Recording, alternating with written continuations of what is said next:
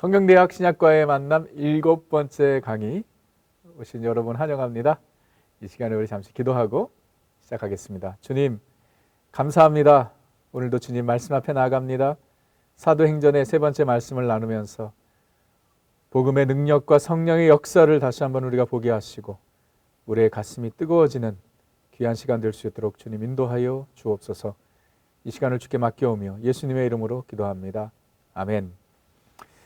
사도행전 3번째 강의인데요. 사도행전을 2번으로 이렇게 마치려고 했다가 내용이 너무 많고 또 참 중요한 내용들이 많기 때문에 이 사도행전을 우리가 잘 이해를 하면 이어지는 서신서 공부에 큰 도움이 됩니다. 서신서들이 바로 바울이 이렇게 복음을 전했던 곳들에게 보낸 서신들, 편지들이기 때문에 고린도전서, 빌립보서, 에베소서, 데살로니가 전후서, 오늘 우리가 2차 선교 여행 지역들입니다.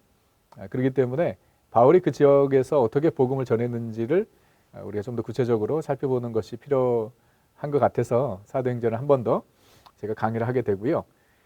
지난주까지 사도행전 2번째 말씀은 바울이 2차 전도여행을 시작하여서 그가 아시아 지역에 복음을 전하려고 했죠. 그런데 하나님께서 계속 막으셨어요. 하나님의 뜻이 다른 것에 있었기 때문이죠. 그래서 드로아에 이르게 되고 드로아에서 바울이 환상을 보게 되는데 그 환상이 마게도냐 사람이 나타나서 와서 우리를 도우라 라는 환상이었죠. 마게도냐는 그리스 지역이죠. 그래서 바울이 그 환상을 보고 하나님의 뜻이 아시아가 아니라 마게도냐에서 복음을 전하는 것임을 그거 확신하여서 배를 타고 마게도냐로 건너가게 됩니다. 오늘 3번째 강의는 바로 그 다음 스토리입니다.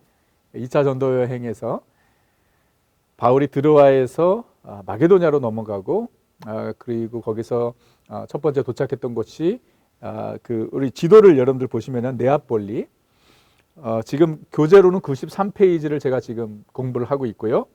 여러분 그 교재 뒷부분에 보게 되면 그 사도 바울의 전도 여행의 지도들이 이렇게 그 더 칼라로 이렇게 그 프린트 되어 있습니다. 여러분이 이 전도 여행은 지도를 보면서 여러분들이 공부를 하시는 것이 도움이 되죠.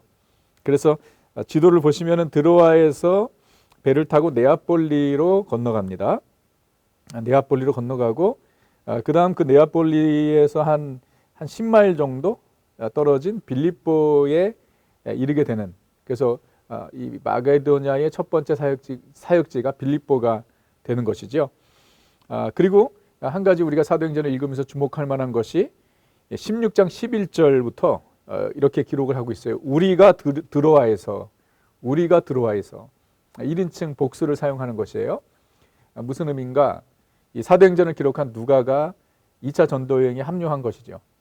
그래서 이 바울의 2차 전도 여행 그 사역팀이 바울과 실라, 디모데 그리고 누가였다라는 것을 우리가 알 수 있습니다. 자, 이제 마게도냐 지역의 첫 번째 도시가 빌립보입니다. 빌립보는 아주 매우 부한 도시였고요. 로마 제국의 식민지였죠. 그럼에도 불구하고 그 사람들에게는 자유함이 있었고, 그리고 경제적으로 아주 풍요로운 그런 그 도시였습니다. 바울이 그 도시들에 도착하는 곳마다 먼저 어디를 찾아갔나요? 복음을 전하기 위해서 유대인 회당을 찾아갔죠. 그런데 빌립보에는 유대인 회당이 없었습니다. 빌립보에 유대인 회당이 없었다는 것은 그곳에 유대인이 별로 살고 있지 않았다라는 것이죠. 유대인 디아스포라가. 유대인들 10명만 있으면 회당을 세울 수 있었는데 회당이 없었어요. 그래서 복음을 어떻게 전해야 하나 바울이 고민을 했을 것입니다. 그런 가운데 안식일이 되었을 때에 바울과 그 팀이 그 강가로 나갑니다. 그러니까 기도처를 찾아서 강가로 나가요. 아마 빌립보 근처에 있는 강기데스 강이었을 것입니다. 이 그 유대인들은 회당이 없으면 저들이 그 안식일이 되면 몇 명이 이렇게 모여서 그 기도 그 집회를 한 것입니다. 그리고 그 집회에는 항상 정결식이 있어야 되기 때문에 대부분의 경우 강가나 또는 호숫가에서 모였다 그래요. 그래서 바울이 혹시 그 유대인들이 있지 않을까, 또는 유대교로 개종한 이방인들이 있지 않을까 해서 강가로 나갔을 것이에요. 근데 아니나 다를까 그곳에서 그 유대교를 개종한 이방인들을 만납니다. 여인들이었습니다. 하나님께서 주신 기회지요. 그래서 바울이 그 여인들에게 복음을 전합니다. 복음을 전했을 때에 하나님께서 그 중에 한 사람, 한 여인의 마음을 열어주셔서 복음을 믿게 하셨어요. 그 사람이 바로 자색 옷감 장사 루디아인 것입니다. 이 루디아는요, 이 두아디라 지역에서 온 사람이에요. 그러니까 빌립보 그 시민이 아닙니다. 두아디라는 지금의 그 터키 서북쪽에 있는 곳인데, 그것은 염색과 직물 제조로 아주 유명한 곳입니다. 그래서 이 그 빌립보에서 처음 복음을 들은 또 믿은 사람의 루디아가 자주 옷감 장사라는 것은 아주 아주 액티브한 비즈니스 우먼이었다는 거예요. 그래서 이 루디아는 아마 돈도 많았을 것입니다. 나중에 보면 루디아가 자기의 집으로 바울과 그 일행을 초대하죠. 호스트합니다. 그곳에 거하도록. 그래서 이 바울이 그 여인들에게 복음을 전했고 그 중에서 루디아가 복음을 믿게 된 것이에요. 그래서 이 루디아라는 여인이 최초로 유럽의 최초 크리스찬이 된 것이고 빌립보 교회의 개척 멤버가 된 것이죠. 이 루디아뿐만 아니라 그의 가족이 예수를 믿게 되었어요. 그리고 이 루디아가 바울과 그 일행을 자기 집에 초대를 하지요. 그냥 뭐 식사를 하기 위해서가 아니라 그 집에 머물라는 겁니다. 그러니까 그 정도로 루디아의 집이 컸던 것 같아요. 그러니까 생각해 보세요. 바울과 일행이 참 이 그 루디아가 복음을 받아들이고 또 그 집에 거하면서 무슨 생각을 했을까요? 역시 하나님께서 인도하시는 길, 하나님께서 또 아시아에서는 길을 막으셨지만 또 이곳으로 인도하셨는데 역시 하나님의 길을 따라 하나님의 뜻을 따라오면 순탄하구나, 형통하구나라는 생각을 잠시 했을 것입니다. 정말 모든 것이 순조로웠습니다. 그곳에서 루디아와 그 가족에게 복음을 전했고 그리고 계속해서 빌립보 사람들에게 복음을 전하기 위해서 노력을 했던 것이지요. 그 가운데 이제 바울과 그 일행에게 어려운 일이 생깁니다. 그것은 기도하러 가는 길에 귀신 들린 한 여종이 바울을 괴롭히는 거예요. 그러니까 어떻게 괴롭혔냐면 이 그 귀신 들린 여종이 막 바울과 그 일행을 볼 때마다 소리를 지르는 겁니다. 이 사람들은 지극히 높은 하나님의 종들이다. 너희들에게 구원의 길을 알려줄 것이다. 맞는 말인가요? 틀린 말인가요? 맞는 말이죠. 지극히 높으신 하나님의 종이요 구원의 길을 선포하는 바울과 그 전도팀이지요. 그런데 바울이 그 일로 인해서 너무 괴로워했다 그래요. 왜 그랬을까요? 사실인데 바울과 또 그 팀이 그 일행이 하나님의 종이고 구원의 길을 선포하는 것인데 귀신 들린 여종의 입에서 그 말이 나오는 것은 바울이 괴로웠던 것이죠. 그래서 바울이 계속해서 참다가 안 되겠다 싶어서 뭐 나사렛 예수의 이름을 명하노니 물러가라. 그랬더니 뭐 그 안에 있던 귀신이 떠나가고 이 귀신 들린 여종은 점치는 여종이었어요. 그래서 이 여종의 주인들이 있었습니다. 주인이 한 명이 아니었어요. 그러니까 그 점을 치면서 얼마나 돈을 많이 벌었겠습니까? 그런데 이제 귀신이 떠나니까 점을 칠 수가 없는 거예요. 그러니까 경제적인 손해를 보게 된 것이에요. 그래서 바울과 그 일행인 실라를 고소하고 또 이 바울과 실라가 잡히죠. 그리고 매를 엄청 맞습니다. 매를 맞는 과정에서 바울은 자신이 로마 시민이라는 것을 밝히면 매를 맞지 않는 거예요. 로마 시민을 매를 때릴 수가 없었습니다. 판결을 내리기도 전에 그렇게 할 수 없었어요. 근데 바울은 밝히지 않아요. 나중에 밝힙니다. 아마 바울은 그 모든 과정에서 하나님께서 역사하시고 복음 전할 기회를 주실 것이라는 것을 기대했을 것 같아요. 그래서 많이 맞고 깊은 감옥에 갇히게 되죠. 바울과 실라가. 그래서 그곳에서 무엇을 하죠? 저들이 왜 하나님의 뜻에 순종하여 이곳에 왔는데 이런 고난을 주십니까? 라고 하나님을 원망하지 않죠. 저들이 기도하다가 찬양하기 시작했습니다. 기도하고 찬양하고.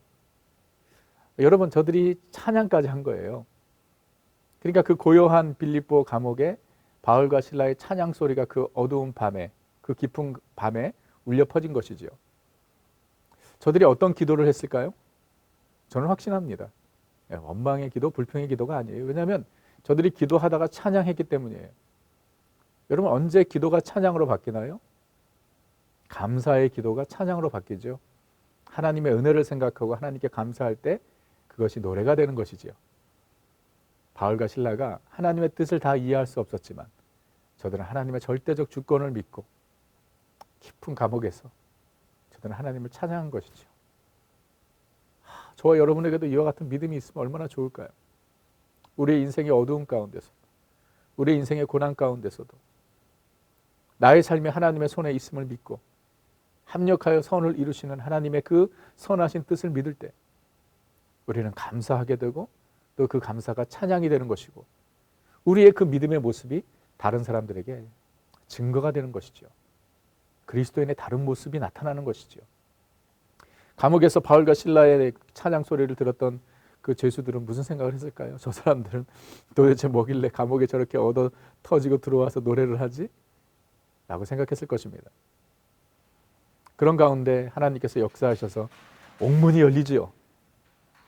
옥문이 열리고 도망갈 기회가 있었지만 바울과 실라는 도망가지 않습니다. 그 자리를 지킵니다.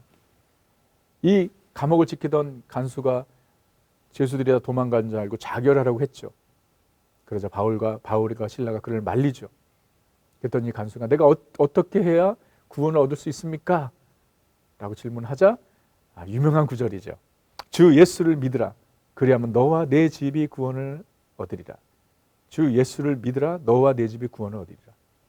그래서 그 간수와 그리고 그의 가족이 예수 그리스도를 바울이 복음을 전해서 믿게 되고 빌립보 교회의 또 다른 멤버가 되는 것이죠. 그 다음 날에 바울과 실라를 풀어줬을 때 그때야 밝히죠. 너희가 로마 사람들을 이렇게 할 수 있느냐. 그랬더니 놀래죠. 그렇게 이야기를 하고 그 다음 지역인 사역지인 데살로니가에 가게 됩니다. 자, 지도를 보세요. 빌립보 그리고 데살로니가 서쪽에 데살로니가에 가게 돼요. 데살로니가에 갔을 때는 그곳에서 먼저 유대인 회당을 찾아갑니다. 유대인 회당을 찾아갔다라는 것은 그곳에 유대인들이 있었다라는 것이에요. 그리고 그곳에서 3번의 안식일을 지내면서 회당에서 복음을 전했습니다. 바울이 전했던 복음의 그 내용은 구약 성경을 근거로 해서 예수가 그리스도이심을 증명하는 것이었어요. 그래서 여러분 17장 2절 3절을 보게 되면 바울이 자기의 관례대로 그들에게 들어가서 새 안식일에 성경을 가지고 강론하며 뜻을 풀어 그리스도가 해를 받고 죽은 자 가운데서 다시 살아야 할 것을 증언하고 이르되 내가 너에게 전하는 이 예수가 곧 그리스도라 하니. 성경을 가지고 구약 성경이지요. 성경을 가지고 무엇을 했냐면 자 보세요. 여기 중요한 단어들이 나와요. 강론했다. reasoned. 뜻을 풀어주었다. explained. 증언하였다. proved. 그 다음에 전하였다. proclaimed. 그 다음에 4절에 보면은 권하였다. persuaded. 그래서 그 성경을 가지고 reasoned, explained, proved, proclaimed, persuaded. 강론하고 뜻을 풀고 증언하고 전하고 권하였다. 그래서 구약 성경에 약속되어 있는 예수 그리스도의 예표, 예수 그리스도의 모형, 예수 그리스도에 대한 예언들을 바울이 설명하면서 해당에 모여 있는 사람들은 구약 성경을 다 아는 사람들이고 구약 성경에 지식이 있는 사람들이고 유대교로 개종한 이방인들도 마찬가지죠. 저들은 구약 성경의 내용을 잘 알고 있죠. 그렇기 때문에 그 구약 성경을 근거로 해서 바울이 강론하고 뜻을 풀고 증언하고 전하고 권하여서 예수가 그리스도이심을, 예수가 구약에서 약속된 오시기로 약속된 메시아이심을 이제 증명한 것이죠. 그랬을 때에 그곳에 그 유대인들은 거부했습니다. 그러나 이제 유대교로 개종한 하나님을 경외하는 자들, 그들 중에서도 귀부인들이라면 하이 클래스라고도 할 수 있겠죠. 그들이 예수님을 또 믿게 된 것이에요. 그러자 이제 유대인들이 시기를 하죠. 똑같은 스토리예요. 이방인들이 복음을 믿으면 유대인들이 시기를 해서 바울을 핍박을 합니다. 그래서 다른 지역으로 가게 되죠. 그러니까 데살로니가에서 그렇게 새 안식일을 통해서 복음을 전하였고 그것에 예수 믿는 자들이 생기게 된 것이에요. 나중에 바울이 데살로니가 전서, 데살로니가 후서를 저들에게 서신을 보내지요. 바로 이 예수 그리스도를 믿은 사람들에게 보낸 것입니다. 자, 그 다음 사역지가 베레아라는 곳이죠. 여러분 지도를 참고하세요. 베레아가 어디 있는지 보십시오. 바로 옆에 데살로니가 바로 옆에 베레아에 가게 되고요. 거기서도 바울이 그 베레아 사람들에게 복음을 전합니다. 성경을 풀어주죠. 예, 데살로니가에서 했던 것처럼 성경을 강론하고 또 그 증명하고 해석하고 설명하고 권하고 그랬을 것입니다. 그런데 이 베레아 사람들의 특징은 성경이 이야기를 하죠. 베레아에 있는 사람들은 데살로니가에 있는 사람들보다 더 너그러웠다. 11절에 베레아에 있는 사람들은 데살로니가에 있는 사람보다 더 너그러워서 간절한 마음으로 말씀을 받고 이것이 그러한가 하여 날마다 성경을 상고함으로 그 중에 믿는 사람들이 많고 또 헬라의 기부인과 남자가 적지 아니하니. 베레아 하면 우리가 이 부분을 꼭 짚고 넘어가야 되겠죠. 베레아 사람들이 데살로니가 사람들보다 너그러웠다. 이 너그러웠다는 것이 복음을 더 acceptable, 더 잘 받아들였다라는 의미라기보다는 이 너그러웠다라는 이 원어는 유니게스라는 단어인데 이 유니게스라는 뜻은 무엇이냐면 뭐 성품이 고상하다, 순결하다라는 뜻도 되지만 이제 영어 성경에 보면 noble minded. 그래서 이 유니게스의 의미는 왜 이 베레아 사람들이 유니게스라고 불렀냐면 저들이 성경을 바울을 통해서 그 설명을 듣고 난 다음에 그것이 사실인가 확인하기 위해서 스스로 성경을 공부했다라는 것이에요. 스스로 성경을 폈다라는 것입니다. 그 모습을 보고 유니게스, 저들이 더 데살로니가 사람들보다 더 너그러웠다라고 표현을 noble minded라고 표현을 한 것이에요. 뭐 고상하다는 뜻이라기보다는 저들이 말씀을 가지고 이게 정말 그런가? 바울이 구약에 약속된 그리스도가 예수 그리스도라는 것을 증거하니까 정말 그런가? 저들이 스스로 성경을 상고한 것이고요. 여기서 성경을 상고했다라는 것이 아나크리노라는 헬라어인데 그것은 examined, 그 심사하고 조사하고 탐색했다라는 의미예요. 참 그 좋은 그 말씀에 대한 자세지요. 여러분 이게 너무나 중요한 자세입니다. 베레아 사람들에게서 우리가 배워야 할 모습이에요. 여러분 지금 이렇게 성경대학을 통해서 여러분이 말씀을 배우고 있죠.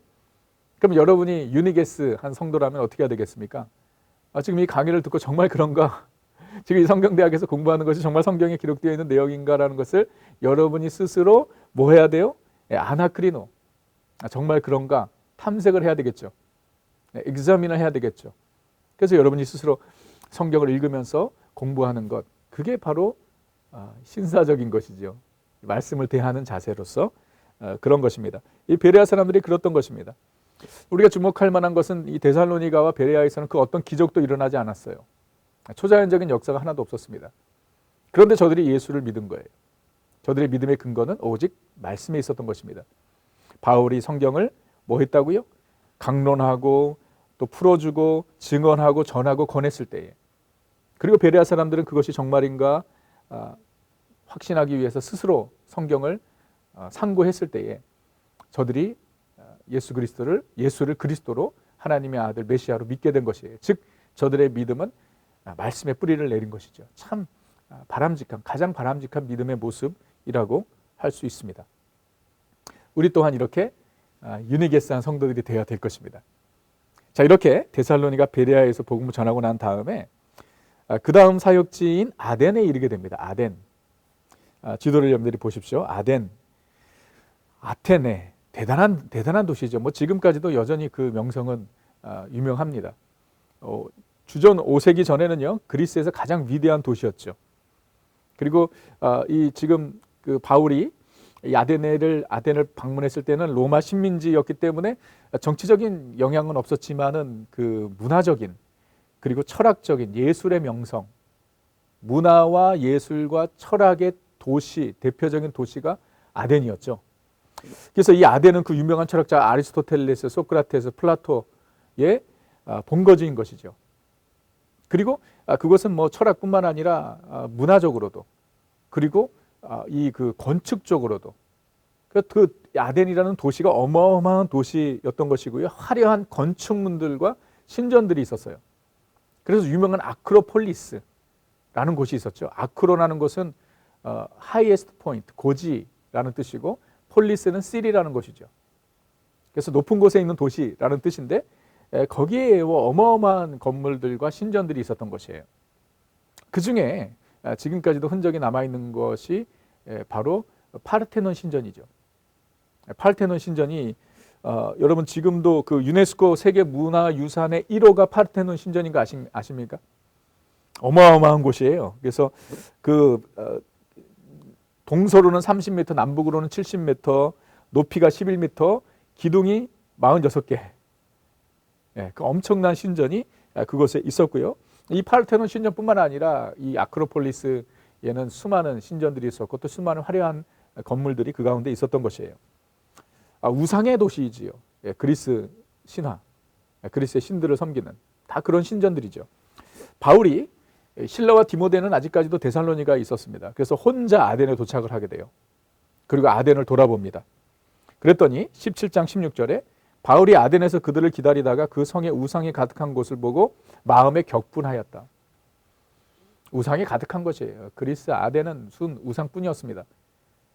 바울의 마음이 격분했다라는 것은 그 뭡니까? 경기를 일으킬 정도로, 발작을 일으킬 정도로 흥분했다라는 뜻이에요.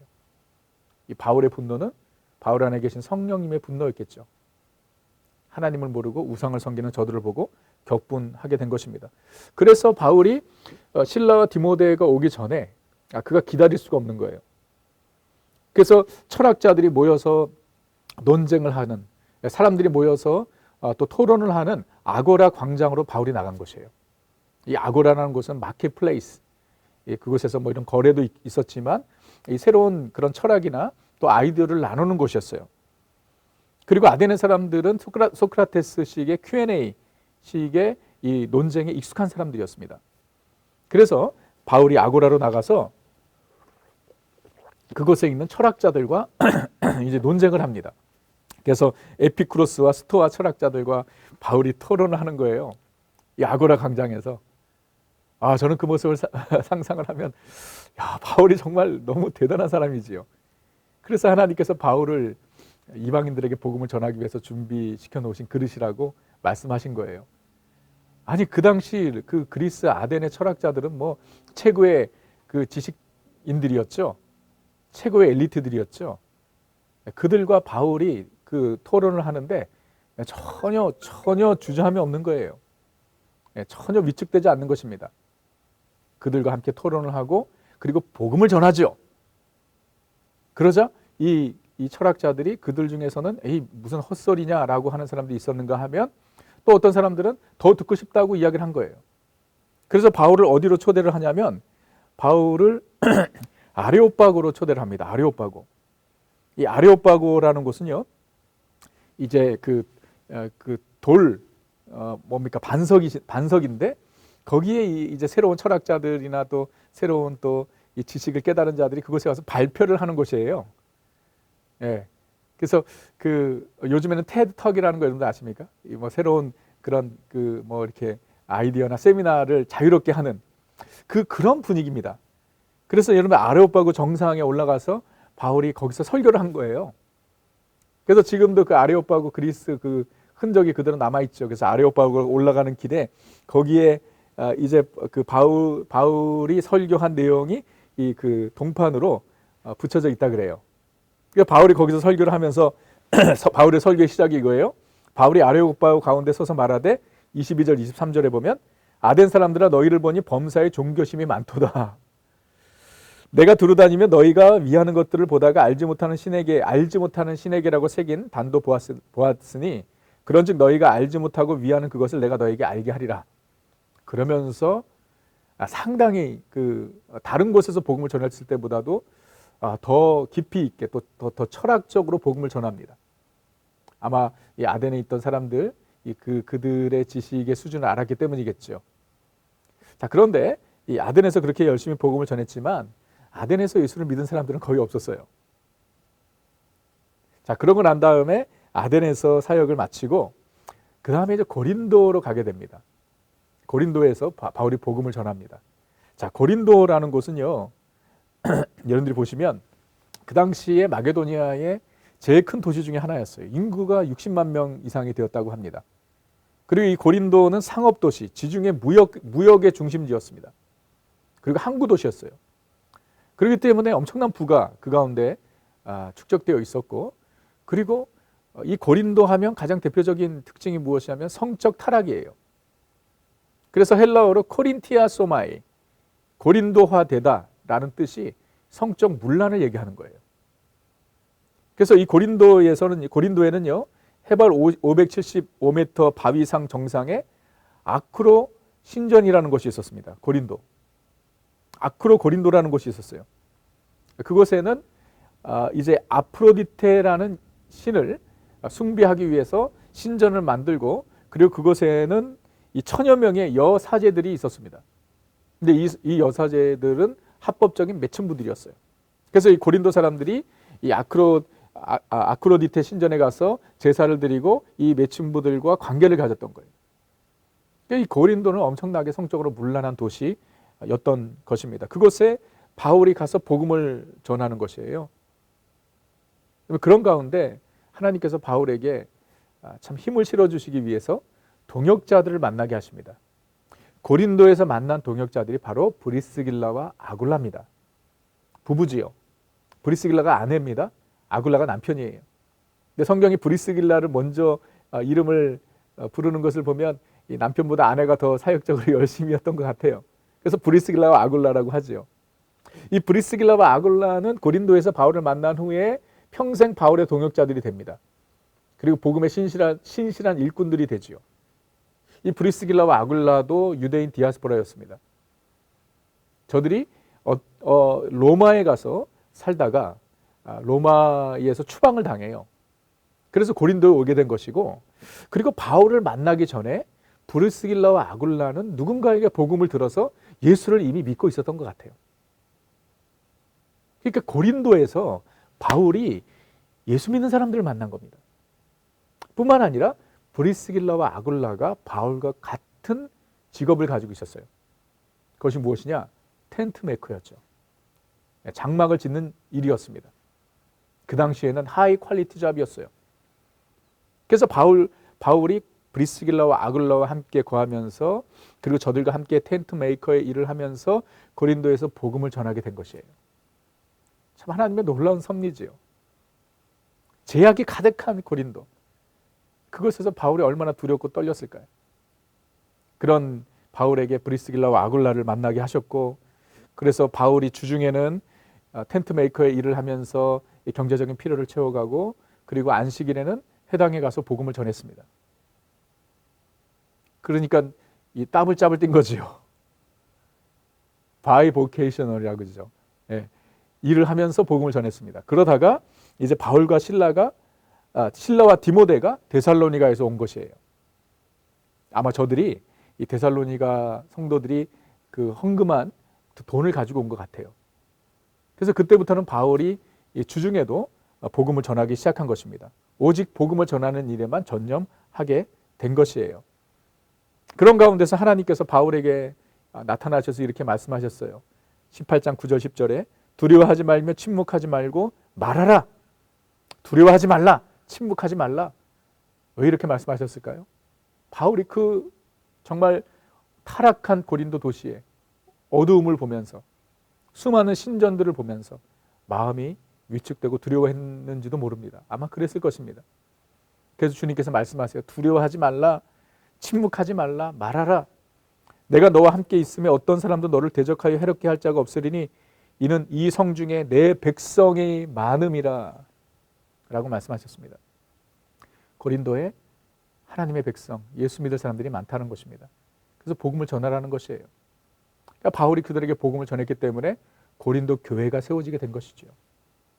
나중에 우리가 고린도 전서 후서를 보겠지만 고린도 교회 성도들은 예수를 믿고 난 다음에도 그 고린도의 성적인 문란함에서 완전히 자유하지 못했어요. 그래서 바울이 저들의 교회 안에서 일어난 성적 문란을 지적하기까지 하죠. 그러니까 고린도가 그런 도시였던 것이고, 그곳에서 바울이 복음을 전했을 때에 두려워하지 않고 침묵하지 않고 말씀을 전했을 때 그곳에 많은 사람들이 예수를 믿게 되었고 고린도 교회가 세워지게 된 것입니다. 자, 그렇게 해서 이제 고린도에서 복음을 전하고 다시 지역들을 돌면서 교회들 또 예수를 믿은 성도들을 격려하고 고린도, 갱그리아, 에베소, 가이사랴, 예루살렘, 안디옥으로 다시 돌아오게 됩니다. 안디옥에서 파송을 받은 것이죠. 그래서 안디옥으로 다시 돌아오게 되고 브리스길라와 아굴라는 고린도에 남지 않고 바울과 함께 에베소로 갑니다. 그리고 바울이 에베소에서 2차 전도 여행 때 돌아오면서 에베소에서 사역을 하지 않았어요. 3차 전도 여행 때 가게 됩니다. 2차 전도 여행 때는 그곳에 브리스길라와 아굴라가 남고 바울은 다시 안디옥으로 오게 되는, 그래서 2차 전도 여행이 마무리가 되는 것이에요. 자, 여러분 재밌나요? 저는 너무 익사이팅한데 사도행전의 말씀이 너무 재밌고요. 제가 사도행전 강해 설교를 하지 않았습니까? 그 내용들을 제가 요약해서 꼭 필요한 내용들만 여러분들에게 전하고 있는 것이고요. 제가 설교를 했지만 다시 이렇게 공부를 하면서 너무 은혜가 되고 또 참 감격이 됩니다. 여러분들에게도 그런 은혜가 있었으면 좋겠어요. 자, 그러면서 2차 전도여행을 마치고 바로 3차 전도여행으로 바울이 떠납니다. 그래서 18장 23절을 보게 되면 얼마 있다가 2차 전도여행에서 돌아온 지 얼마 있다가 떠나 갈라디아와 부르기아 땅을 차례로 다니며 모든 제자를 굳건하게 하니라. 모든 제자를, 예수 믿는 자들을 다시 만나서 바울이 복음 전한 곳들을 돌아가면서 바울이 교회를 견고하게 하고 또 믿음의 성도들, 정말 저들이 믿음 가운데 거하도록 흔들리지 않도록 저들을 붙잡아주는 사역을 하게 되는 것이에요. 그래서 3차 전도여행을 하게 되고요. 그 중에서 가장 대표적인 사역이 바울이 에베소에서 사역을 한 것입니다. 자, 2차 전도여행에서 돌아오면서 에베소에서 오랫동안 머물지 않았어요. 대신 그곳에 브리스길라와 아굴라를 심어두었습니다. 그리고 바울이 안디옥으로 돌아오고 3차 전도여행 때 에베소에서 바울이 2년 동안 거하면서 거기서 복음을 전하게 됩니다. 여러분들, 이 에베소는요, 로마 제국의 4대 도시 중에 하나였습니다. 로마 제국의 4대 도시 하면 로마, 알렉산드리아, 안디옥, 그리고 에베소였어요. 그러니까 지금도 여러분 이 에베소를 방문하면 터키에 있죠. 그 유적이 대단합니다. 저도 그 에베소를 방문했을 때 정말 입이 쩍 벌려지더라고요. 지금 봐도 그런데 그 당시 에베소라는 도시는 얼마나 화려했을까? 얼마나 대단했을까요? 아주 부한 도시였고요. 여러분 그 유적들을 한번 보세요. 뭐 지금 나중에 우리가 기회가 되면 터키를 가서 꼭 그 에베소를 방문했으면 좋겠는데 그곳에 남아있는 그런 도로들, 그리고 극장, 또 뭐 도서관 어마어마합니다. 그리고 그 에베소의 가장 큰 특징은 그 소아시아 지역에서 가장 큰 신전을 그 에베소에 세우는 거예요. 그것이 아르테미스 신전. 아르테미스가 그 로마식으로는 다이아나 신이에요. 아르테미스 신을 섬기기 위해서 거대한 신전을 저들이 세워둔 것입니다. 그래서 지금은요, 기둥만 남아 있어요. 그 당시에는 어마어마한 신전이었을 것입니다. 이 바울이 항상 하듯이 에베소에서 그 회당에서 먼저 복음을 전했고요. 유대인들이 복음을 받아들이지 않자 그가 두란노 서원이라는 곳에서 매일 말씀을 전했습니다. 두란노 서원. 뭐 그것이 어떤 곳인지 정확하게는 알 수는 없지만 바울이 그곳에서 말씀 사역을 계속해서 했어요. 얼마 동안? 2년 동안. 그랬더니 에베소에 놀라운 부흥이 일어납니다. 말씀의 부흥이죠. 수많은 사람들이 주님께로 돌아왔어요. 그리고 저들이 회개하고 우상을 버리고 예수 그리스도를 믿었습니다. 놀라운 사실은 저들 중에서는 마술을 행하는 사람들이 많았나 봐요. 그런데 예수를 믿고 나니까 그 모든 악습들을 다 버리는 것입니다. 저들이 말로만 회개하지 않고 저들이 가지고 있었던 마술책을 가지고 와서 모아다가 불태운 거예요. 그 책 값이 계산까지 한 거예요. 누가? 사도행전 19장 19절에 은 5만이나 되더라. 은 5만을 지금 돈으로 계산을 하면 약 600만 불, 700만 불 되는, 몇백만 불 되는 액수입니다. 그것을 저들이 다 불태운 거예요. 아마 에베소에 그 라이브러리가 있거든요. 지금도 유적이 남아 있는데 그 앞에서 불태우진 않았나라는 생각을 하게 돼요. 무슨 의미죠? 예수를 믿고 나니까 완전 그 전에 우상을 섬기고 마술을 행했던 것들이 부끄러운 것이고요.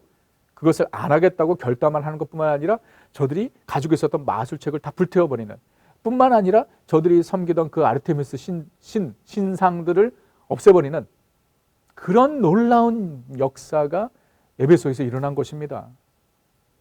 여러분, 오죽했으면은요, 이 그 신상을 만드는 그 사람들이 들고 일어난 거예요, 에베소에서.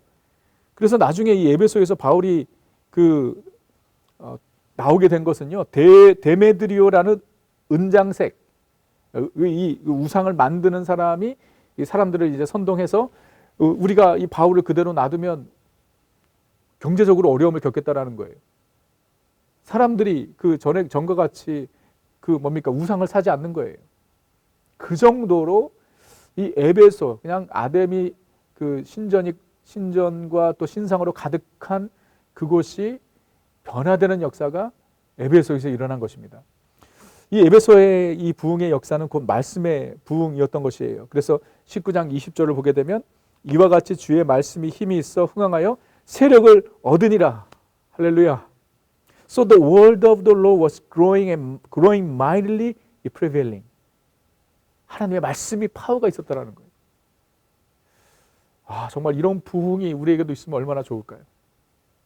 하나님의 말씀이 파워가 있어서 growing mightily, 능력이, 하나님의 말씀의 능력이 나타나서 사람들이 세상에 그 우상들을 깨뜨려 버리고 악습들을 버리고 예수 그리스도께로 나오는, 여러분들, 이런 부흥이 지금도 일어날 수 있지 않나요? 바울이 전한 말씀, 우리가 가지고 있는 말씀과 다른 것이 아니잖아요. 바울이 모시고 있었던 성령님 우리 안에 계시지 않습니까? 그 능력으로 우리가 주님을 섬기고 교회를 섬기고 복음을 전하는 것이죠. 에베소에서 그런 놀라운 역사가 있었던 것이에요. 그런 가운데 바울이 에베소에서 로마의 비전을 품게 됩니다. 바울이 로마의 비전을 에베소에서 품게 돼요. 그래서 18장 21절을 보십시오. 아주 중요한 구절이고, 지금 이 구절은 사도행전의 마지막 파트, 바울이 로마에까지 가는 그 여정을 시작하는 첫 단추예요. 18장 21절에 이 일이 있은 후에 바울이 마게도냐와 아가야를 거쳐 예루살렘에 가기로 작정하여 이르되 거기 갔다가 후에 로마도 보아야 하리라 하고, 이 일이 있은 후에, 이 일이 무엇이죠? 에베소의 놀라운 영적인 부흥을 바울이 본 후에 바울의 마음속에 무슨 소원이 생겼냐면, 로마에서도 복음을 전해야겠구나. 로마 비전을 품게 된 것이에요. 바울이 처음부터 로마에 가서 복음을 전해야겠다는 생각을 한 것이 아니에요. 에베소에서 사역을 하다가 하나님께서 그의 마음속에 거룩한 소원을 주신 것입니다. 여러분, 왜 에베소에서 로마 비전을 갖게 되었을까요? 저는 그렇게 생각합니다. 바울이 처음에 에베소에 도착했을 때, 정말 이곳이 변화될 수 있을까? 이 우상을 섬기는 사람들, 마술을 일삼는 사람들이 예수를 믿고 변화될 수 있을까? 이 어마어마한 로마 제국의 4대 도시 중 하나인 에베소가 복음으로 변화될 수 있을까라는 생각을 했을 것입니다. 그런데 그가 2년 동안 복음을 전하고 말씀을 전했더니 그 도시가 뒤집어 엎어진 것입니다. 업사이드 다운 된 것이에요. 부흥이 일어난 것입니다. 그 모습을 보고 바울이 자신감을 가졌을 것 같아요. 그래, 로마도 복음으로 변화시킬 수 있어. 로마에 가서도 복음을 전해야 돼. 이 비전을 품게 된 것이고, 그 로마 비전은 하나님께서 바울에게 주신 것이에요. 그래서 이 에베소서 18장 21절에 로마 비전을 품고 난 다음부터 이 사도행전 마지막 장까지가 바로 하나님께서 에베소에서 바울에게 주신 로마에 대한 비전, 로마에 가서 복음을 전하겠다는 이 비전이 어떻게 성취되는지를 이야기하는 것이 사도행전의 나머지 부분이에요. 하나님께서 바울에게 주신 로마 비전이 어떻게 이루어지는가. 그리고 사도행전의 마지막 끝은 바울이 에베소에서 받은 비전대로 로마에 가서 복음을 전하는 것으로 사도행전은 끝이 납니다. 그래서 이 3차 전도여행의 가장 중요한 사역은 에베소에서 있었고요. 그리고 여러분들 지도를 보게 되면은 그가 복음을 전했던 곳들을 다시 돕니다. 드로아, 빌립보, 데살로니가, 고린도, 그리고 다시 돌아오게 되고요. 그리고 예루살렘으로 가는 길에 밀레도에 이르게 됩니다. 이 밀레도, 사도행전 24장인데 이 밀레도에서 바울이 무엇을 하냐면 에베소, 여러분 밀레도에서 에베소는 그리 멀지 않은 지역입니다. 이 에베소의 장로들을 부릅니다. 교회 리더들을 불러요. 무엇하기 위해서? 저들과 작별 인사를 하기 위해서. 바울이 2년 동안 에베소에서 정말 목숨 걸고 마음을 다해서 온 힘을 다해서 저들에게 복음을 전했고 에베소 교회가 세워진 거잖아요. 아마 바울이 특별한 애착을 가지고 있었던 교회였을 것입니다. 그리고 그곳에 있었던 장로들은, 그곳의 장로들은 다 바울이 복음 전해서 예수 믿어서 교회 리더 된 사람들이잖아요. 저들을 다시 볼 수 없게 된 것입니다. 바울은 짐작하고 있었습니다. 그가 이제는 더 이상 에베소로 돌아올 수 없다는 것을. 그가 예루살렘으로 가면 잡히게 되고 그리고 그에게 무슨 일이 있을지 모른다는 것을 바울은 알고 있었어요. 그래서 에베소 교회 리더들을 밀레도로 부르지요. 저들에게 마지막 인사를 하기 위해서.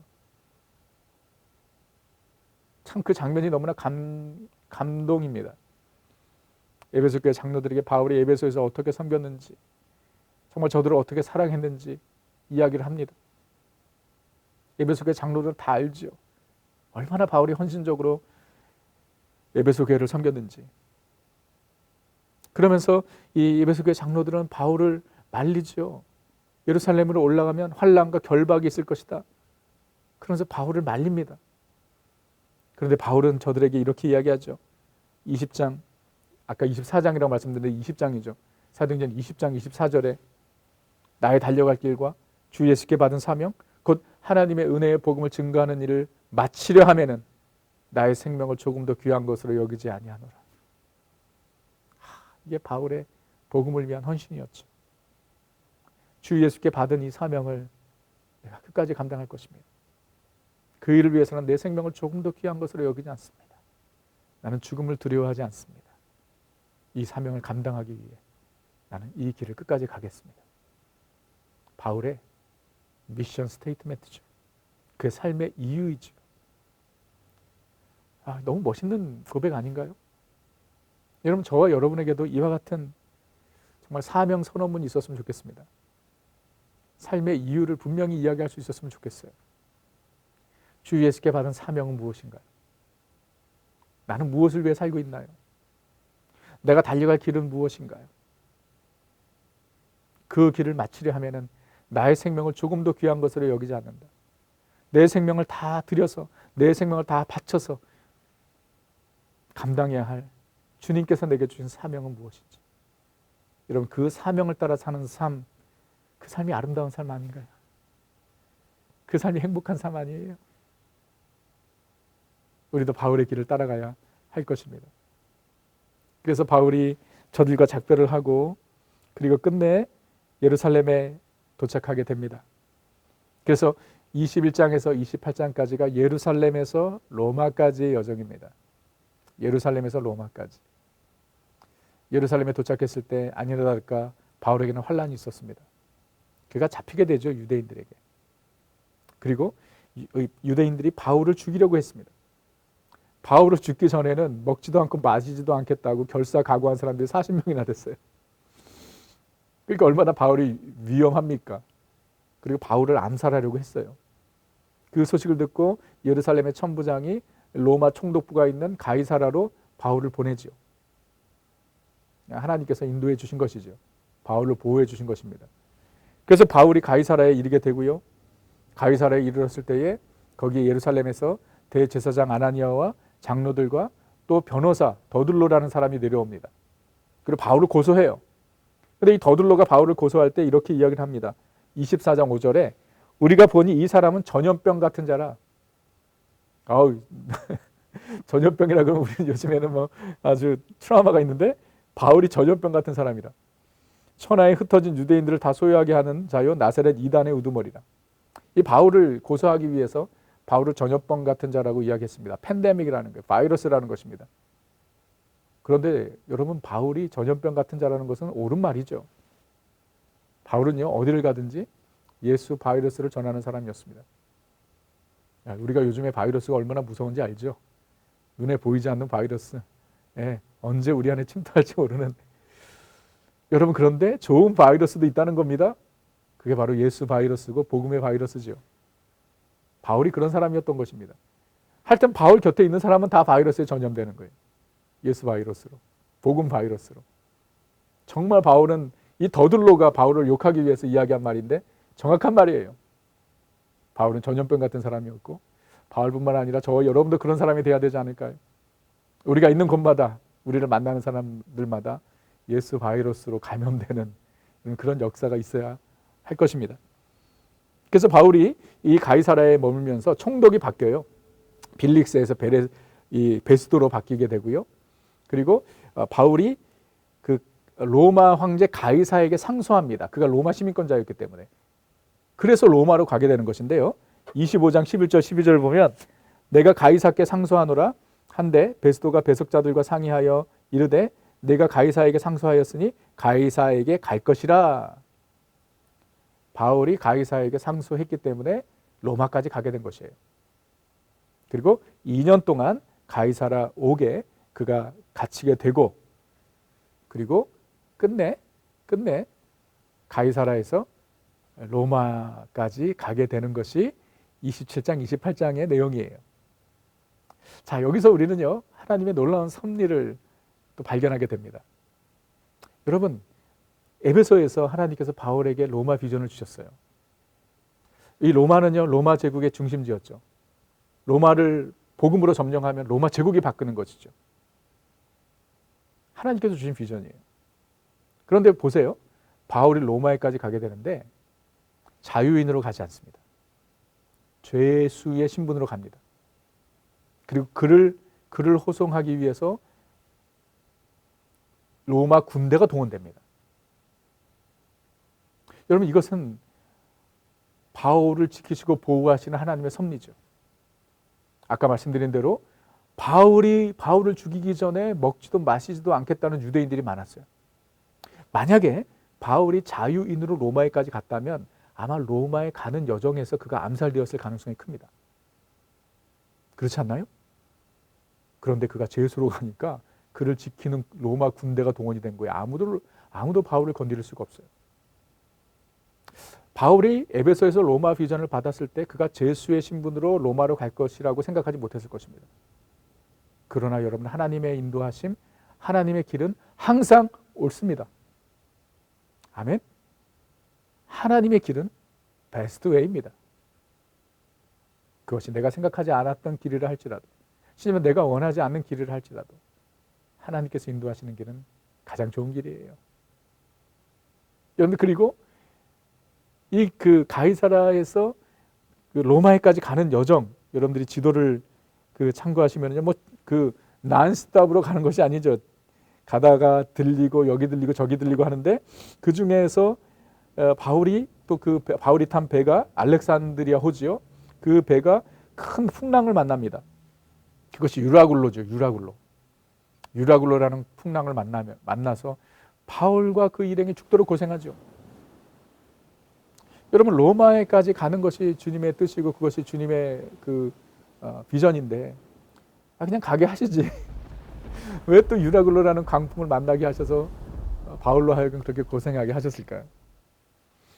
우리의 생각이에요, 그거는요. 우리는 그냥 끝이 중요하지요. 목적이 중요하지요. 그러나 주님께서는 그 과정을 중요시합니다. 그 과정에서도 하나님의 역사를 이루시는 거예요. 그래서 로마에까지 가는 길에 유라굴로라는 광풍을 만나게 되고 그로 인해서 복음을 전하게 되죠. 바울과 함께 탔던 알렉산드리아 호에 있었던 200명이 넘는 사람들이 예수를 믿게 되었을 것입니다. 그리고 그 강풍에 이제 이 배가 파손이 되고 그리고 멜리데라는 섬에 바울과 그 일행이 머물게 됩니다. 3개월 동안 머물게 돼요. 그것에서 복음을 전하게 되고 또 그것에서 그 병자를 고치고 또 기적을 행합니다. 그래서 이 멜리데 사람들이 예수를 믿게 되지요. 이 광풍으로 인해서 수많은 사람들이 구원을 얻은 것입니다. 우리의 삶도 마찬가지지요. 우리를 향한 하나님의 뜻이 있습니다. 그러나 그 길을 인도하시는 하나님의 인도하심은요, 우리가 예측할 수 없어요. 때로는 우리에게 유라굴로라는 광풍을 하나님께서 허락하십니다. 그러나 절대로 헛되지 않습니다. 우리가 겪는 고난 분명히 의미가 있고 또 목적이 있습니다. 여러분 그렇게 해서 바울이 finally 로마에 도착하게 된 것이에요. 그리고 여러분 이 하나님의 섭리를 한번 보십시오. 바울이 로마에 도착했을 때 딱 그 수갑을 차고 감옥에 들어간 것이 아니에요. 로마에서 복음을 전할 수 있는 기회를 하나님께서 주세요. 나중에는 그가 이제 그 감금이 되고 그리고 로마에서 순교를 하지만 로마에 처음 도착했을 때는요, 그가 복음을 전할 수 있는 기회를 하나님께서 주셨어요. 그래서 이 사도행전 마지막 부분을 보세요. 28장 16절에 우리가 로마에 들어가니 바울에게는 자기를 지키는 한 군인과 함께 따로 있게 허락하더라. 바울이 그냥 군인 한 명이 그를 지키고 그가 자유롭게 있었던 것이에요.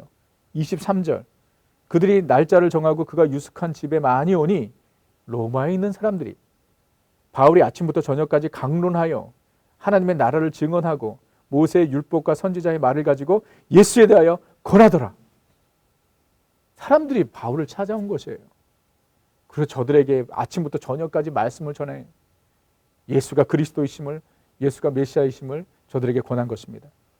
사도행전 마지막 절 31절 바울이 온 이태를 자기 집에서 머물면서 자기에게 오는 사람을 다 영접하고 하나님의 나라를 전파하여 주 예수 그리스도에 관한 모든 것을 담대하게 거침없이 가르치더라 라고 하면서 사도행전은 끝이 납니다. 바울이 로마에서 예수 그리스도에 대한 모든 것을 사람들에게 가르치더라 하고 끝이 나요. 이게 이 사도행전의 끝입니다. 여러분 사도행전은요, 사도행전 1장 8절에 예수님께서 주신 명령, 오직 성령이 너에게 임하시면 너희가 권능을 받고 예루살렘과 온 유대와 사마리아와 땅끝까지 이르러 내 증인이 되리라 하신 이 말씀이 어떻게 성취되어 가는지를 기록한 책이 사도행전이라는 거예요. 그래서 예루살렘에서 있었던 복음의 역사, 유대와 사마리아에 있었던 복음의 역사, 그리고 바울을 통해서 소아시아 지역과 마게도냐와 그리고 마침내 로마에서 일어난 복음의 역사를 기록하고 사도행전은 막을 내립니다. 사도행전의 기록은. 여러분 우리가 한 가지 흥미로운 것은요, 이 사도행전은 에필로그가 없습니다. 마지막 결론이 없어요. 그리고 다른 서신서들 보면 인사말로 끝나지요. 누구누구에게 안부를 전하라. 네. 뭐 그런 말로 이제 그 서신서를 마무리하는데 사도행전도 서신이에요. 그런데 사도행전은요, 바울이 로마에 가서 예수 그리스도에 대하여 가르치더라 하고 끝이 나요. 마치 28장 다음에 29장이 열릴 것 같아요. 여러분 이것은요, 누가가 사도행전을 기록한 누가가 게을러서 에필로그를 기록하지 않은 것이 아니죠. 성령님께서 주신 영감이지요.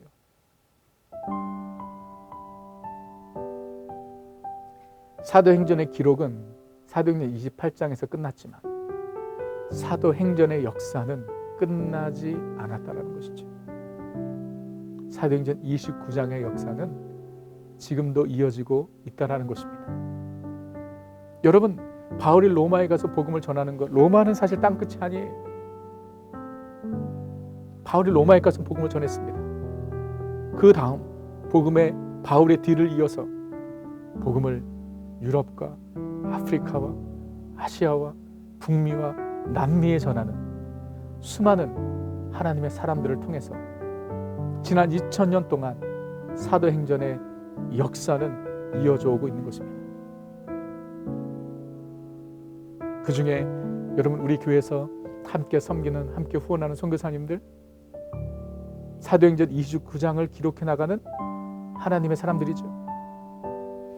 저 아마존 땅끝에서 복음을 전하는 우리 박동진 선교사님, 아프리카 케냐에서 복음을 전하는 최명원 선교사님, 파라과이에서 복음을 전하는 교회를 세워가는 양창근 선교사님, 멕시코에서 복음을 전하는 박영환 선교사님, 수많은 하나님의 종들, 여러분 그들을 통해서 사도행전의 역사는 이어가고 있는 것이고, 그 여러분들 잊지 말아야 할 것은 저와 여러분 또한 그 안에 포함되어 있다는 것입니다. 우리의 이름이 남는 것은 중요하지 않습니다. 그러나 우리가 복음을 전함으로 말미암아 그리스도의 증인으로 삶으로 말미암아 이 땅에 그리스도의 교회가 이어져가고 복음의 다음 세대가 세워져 가는 것, 여러분, 그것은 너무나도 의미 있는 일입니다. 사도 바울이 주님께서 주신 사명을 감당하기 위해서 자기의 생명을 조금 더 귀한 것으로 여기지 않는다고 말씀한 것처럼 여러분, 저와 여러분에게도 같은 사명이 있는 것입니다. 우리가 사는 이곳에서 우리는 그리스도의 증인으로서의 삶을 살아야 합니다. 그것이 사도행전 29장의 역사를 이어가는 것이에요. 여러분, 목사와 선교사만이 그렇게 사는 것이 아니에요. 모든 그리스도의 제자들은 그리스도의 증인으로 살아야 하는 것입니다. 우리가 받는 곳, 그곳에 하나님의 임재가 임하고 주님의 보혈이 흐르고 하나님을 예배하는 자리가 되게 하는 것, 그리고 땅끝까지 이르러 그리스도의 증인이 되는 것, 이것이 우리에게 주신 사명이에요. 여러분, 우리 디사이플 교회가 세워진 이유가 바로 그것입니다. 저는 그렇게 생각합니다. 우리 교회가 이 사도행전의 역사를 이어가는 교회, 우리 교회가 유명해지는 거 아무 의미 없습니다. 그러나 우리 교회 사역을 통해서 이곳에 그리스도의 제자들이 세워지고 다음 세대가 하나님의 사람들로 세워지고 그리고 땅끝까지 나아가 복음을 전함으로 말미암아 주님 오시는 그날까지 사도행전의 역사를 이어가는 한 부분을 감당하는, 비록 작은 부분이지만 우리에게 주신 사명을 감당하는 그 일은요, 너무나 가치 있고 너무나 의미 있는 일입니다. 저는요, 그 일을 마치려 하면은 바울과 같이 나의 생명을 조금 더 귀한 것으로 여기지 않는다, 저의 삶을 주님께 헌신했습니다. 그래서 오늘도 제가 여러분 앞에 서 있는 것입니다. 그리고 주님 오시는 그날까지 이를 위해서 달려가고 땀 흘리고 나의 삶을 주님께 드리기를 원합니다. 여러분도 함께 이 복음의 역사에 동참하시기를 초대합니다. 팬데믹을 우리가 지나고 있어요. 1년 이상 어려운 시간들을 보내고 있지만 저는 믿습니다. 요즘에 하나님 앞에 기도하는 것이 있어요. 하나님께서 반드시 우리에게 새로운 부흥을 주실 것입니다. New Revival. 여러분, 이 팬데믹이 지난 후에 성령의 바람이 불어올 것이라고 저는 믿어요. 교회가 더욱 견고하게 세워질 것이라고 저는 믿습니다. 지금은 우리가 서로를 확인할 수도 없는, 우리의 신앙의 모습을 제대로 볼 수도 없는 상황 가운데 있지만 여러분, 이것이 끝이 아니죠. 우리는 다시 모이게 될 것입니다. 더 뜨겁게 복음을 위해서, 그리스도의 역사를 위해서 불타오를 것입니다. 그날을 소망하며 여러분 어느 곳에 있든지 예배하시고요, 그리스도의 증인으로 사시기 바랍니다. 나를 그리스도의 증인으로, 복음의 증거자로 부르셨다는 것을 잊지 마시고 그렇게 사시는 저와 여러분 되기를 간절히 소원합니다. 여러분, 오늘 이 사도행전의 강의를 마치면서 참 저의 마음이 뜨거워집니다. 역시 복음과 또 선교에 대해서 이야기하면 참 불이 붙는 것 같아요. 그것을 위해서 저를 불러주시고 우리 교회를 불러주셨기 때문입니다. 여러분에게도 같은 은혜가 있기를 소원하고, 제가 찬양 하나 여러분과 함께 드리면서 이 강의를 마쳤으면 좋겠어요. 수년 전에 터키에 갔을 때 그 터키 지하실에서 예배를 숨죽여 드리면서 참 이 찬양을 부르면서 하나님께 많이 울었던 적이 있습니다.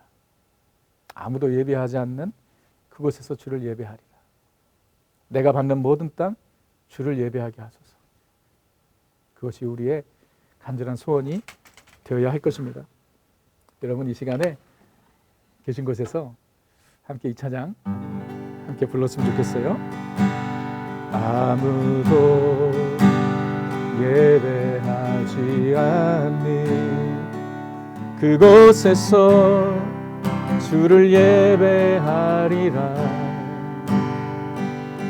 아무도 찬양하지 않는 그곳에서 나 주를 찬양하리라. 누구도 헌신하지 않는 그곳에서 주께 헌신하리라. 누구도 증거하지 않는 그곳에서 나 주를 증거하리라.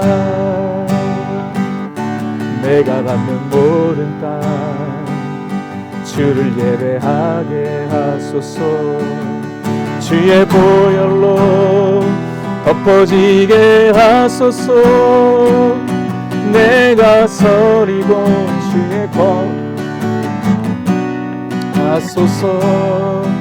주의 향기로 물들이소서. 내가 받는 모든 땅 주 예배하게 하소서. 주의 보혈로 덮어지게 하소서. 내가 서리고 주의 거룩한 곳 되게 하소서. 주의 향기로 물들이소서.